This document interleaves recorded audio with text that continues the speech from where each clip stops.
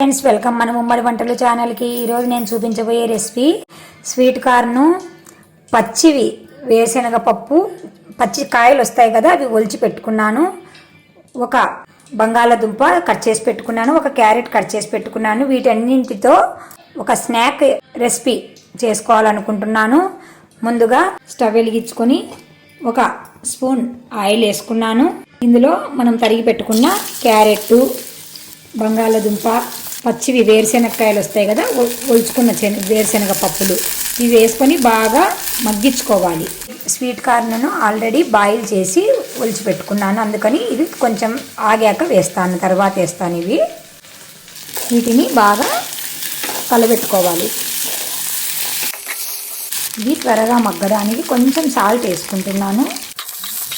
మంట తక్కువ పెట్టుకొని ఇది కుక్ చేసుకోవాలండి, బాగా మగ్గించుకోవాలి. పిల్లలకి పెద్దలకి బాగా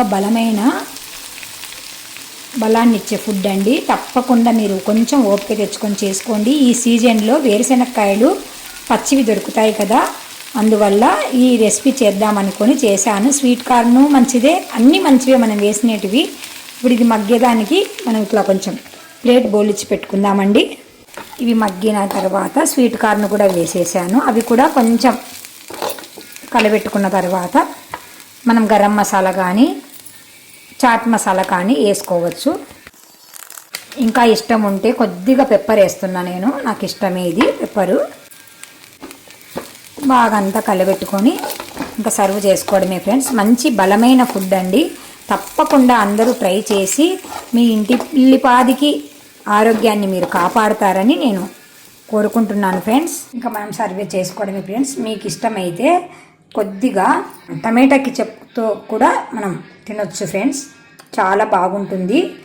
మీకు ఇష్టమైతేనే టమాటా కెచప్ వేసుకోండి, లేదు అంటే ఇలాగే కూడా తినొచ్చు, చాలా బాగుంటుందండి. మీరు తప్పకుండా ట్రై చేసి మీకు ఎలా వచ్చిందో మాకు కామెంట్ రూపంలో తెలియజేస్తుందండి ఫ్రెండ్స్. Bye bye friends.